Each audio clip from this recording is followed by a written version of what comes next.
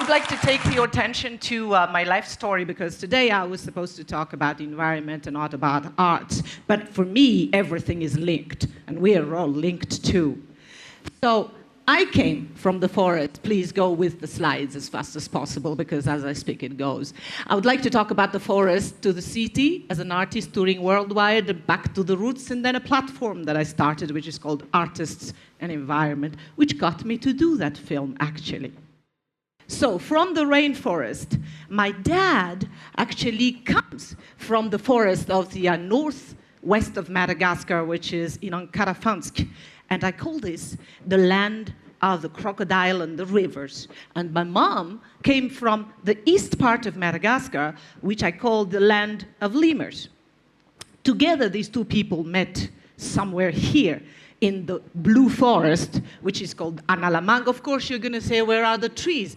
But believe it or not, it was in Mazuriv, near the Prime Minister these days. There was, once upon a time, a rainforest there. And I was actually born there.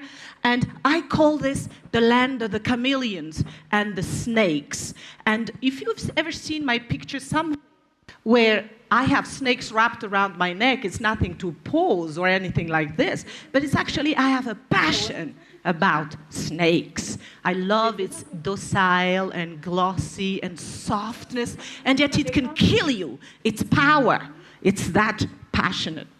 So from that forest, I had emotion, and my emotion helped me to create, and to create with desire and with lots of motivation, which brought me to create what I did as what they call art. Because in Madagascar, we did not know that what I did was actually art.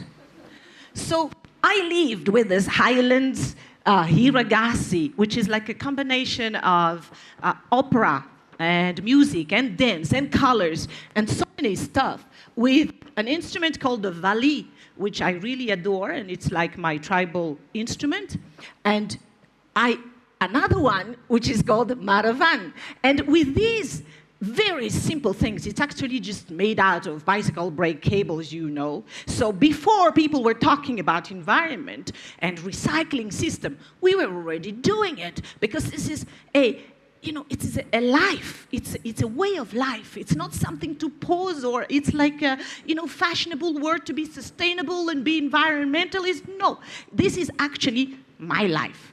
So I went all around the world, and actually this is just like 100th or 1,000th of the places that I've been, but I can't remember where I've been anymore. But the point is, I say, if you have some ideas, and if you are passionate about this, you just pursue, and you just go on until you reach your goal, and you create your life to become what your dream was, and it becomes a reality. And that's what I just did. Isn't that a great idea? To do what you like, and then you were happy about this. Now, I had a band which is called Tarikebe, and in this is where I really express myself with all the colors and the sounds of the animals that I used to live with, and the colors that I see. I imitate the dances of the animals on stage, and I challenge the world that what I had in mind was a great idea. So now, of course, after going all around the world, I thought this would not be complete unless I go back to Madagascar and finish my circle. And so I came back to Madagascar and built an art center, which earlier on I greatly appreciate that you were talking about the ants, because I call it Ant Show Madagascar. For me, we are all ants, and we are just doing a show here. Today I'm here, but you're all doing it too, though. So Ant Show Madagascar is where I have this idea: create a sustainable art and nurture both musicians and listeners, to help our communities to live in a more vibrant and meaningful way. Because if all they see is what you give them every day, the same thing on the TV and the same rain every day, and they can't take this, they can't imagine anything, that this does not work for a community. And we also think that if you create art, you will be learning to listen to each other and just simply love each other. Now, these are just some examples of what we do. We give lessons to children, to grown-ups. There are lots of exchanges, international to local to regional. Everything is allowed. Why? Because every single one of us will have an emotion at some point of our time. But it's up to us to decide whether we're going to do something about the emotion or just leave it there. But I say, if you have an emotion, just keep it passionate. It's like a love affair. Be passionate about it. And now, I've already talked about what we do, and so we're going to skip this. But what is the future? And of course, when I think about what is happening in Madagascar with the rains and the floods and the stones and all these problems that we have, there is no such a thing as a future. But hey, this is made by one of my artists in the Artists and Environment. He made a little picture. And by seeing this picture, the children that we talk to think twice, three times more about what is their future.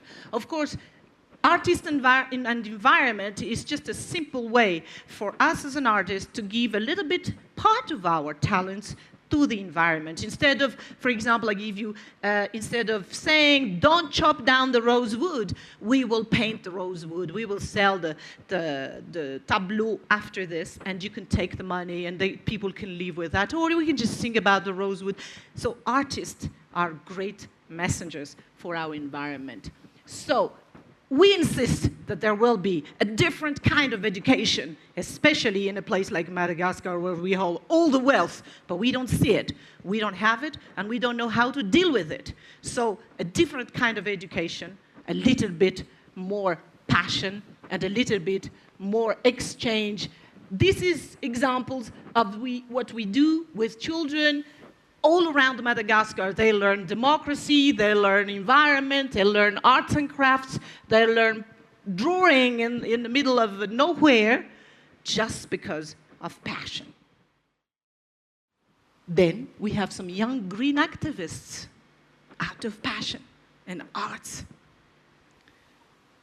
Of course, we cannot forget that Madagascar has 80% of its population still in the rural areas. So I keep on going, my passion and my emotion, and just get motivated that we need to go and get to the rural areas to also pass on these knowledges and these things that we do. Okay, here is just a little picture of us, and I think I'm running out of time. I've already said my creation comes from a desire, and that desire is driven so much by my passion. With a lot of stamina, I pursue my dreams, and I will never stop until I die. And so today, just simply switch to taking matters more passionately, and let's tackle everyday life with passion and desire. And that is it, ladies and gentlemen. Thank you, and happy Women's Day.